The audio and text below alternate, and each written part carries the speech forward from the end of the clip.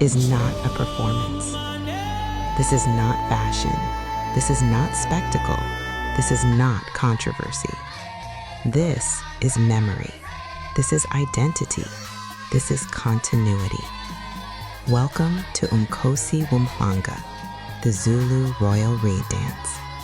A living tradition, a sacred gathering, a declaration that a people still know who they are. Today, we journey together, not as tourists, not as critics, but as witnesses.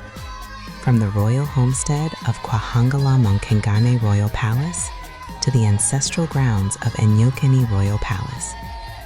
This is the story of dignity, told through song, movement, and belief. To understand Umkhosi woMhlanga, one must first understand the Zulu people.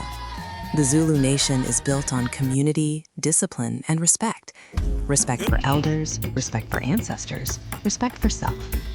Long before modern states existed, Zulu society developed systems of governance, morality, and education, not written in books, but lived through custom.